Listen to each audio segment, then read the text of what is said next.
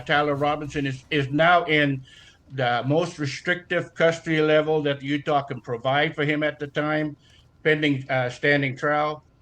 New at 10 as the case moves forward against accused Charlie Kirk assassin Tyler Robinson. We have yet to see Robinson in person. Yeah, earlier this week, his new defense attorneys asked the court to change his appearance from in-person to virtual from the Utah County Jail where he's being held. Chief investigative reporter Wendy Halloran has been following the case and has more tonight on where Robinson's being housed and what that would look like. Wendy. Well, Heidi and Mark, Utah County Sheriff Sergeant Ray Ormond says Robinson is still being held in a special unit. So what does that look like? Could you state your name?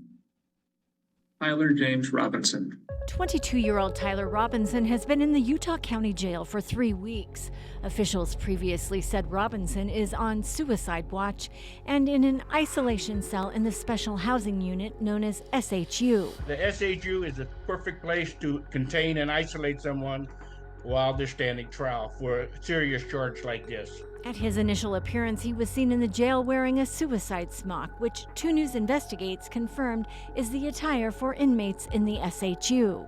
The accused is in a very restrictive environment, meaning that there's hardly any movement unless the movement is called for by the administration. Carl Torsbins is a consultant after retiring as deputy warden for the Arizona Department of Corrections at the prison in Ormond, where he oversaw the special management unit known as SMU, which is a similar concept to where Robinson is being housed. Basically, he's under the microscope. He's being monitored for everything he says and does. When he goes to sleep, what he eats, the food is passed through the slot on the door, so the door does not have to be opened. It is very likely he is under constant supervision. With someone suicidal, the jail may have a camera, but they do physical eyes-on checks at least every 15 minutes. They're going to know when he sleeps. They're going to know what his moods are going to be. When he mumbles something, they're going to be there. They're going to capture his mental state. The whole thing is a triage between medical, mental health, and security. So what is in the isolation cell? He's got a self-contained cell, usually 6 by 10 or 8 by 10. Most have a sink in them and a stainless steel toilet that's bolted to the wall. The floor is flat with a mattress on it. Some may have a cement shelf for the mattress to be put on.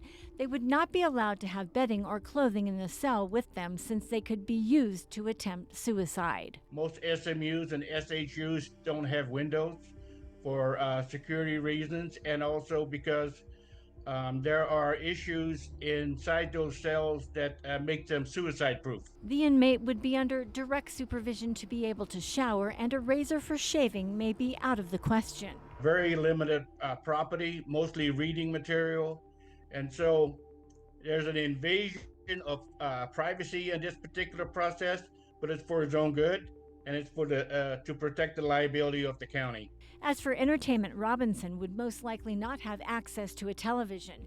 However, depending on his condition, he may have access to reading material, which could include educational, reference, religious, and leisure reading material. It's the highest restrictive level that you can offer in penology.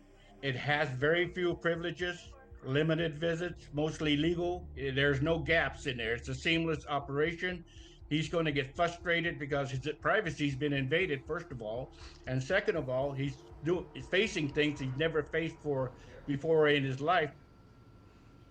Now, as for meals, Robinson would eat what the other inmates do. It's food made there inside the Utah County Jail. It looks like a TV dinner because it comes on a cardboard, a sectioned off tray, and the inmates get plastic utensils. A source tells me inmates often comment that their food is the best food of any jail they've ever been in. I will keep monitoring his housing assignment as the case moves forward against him. Heidi and Mark.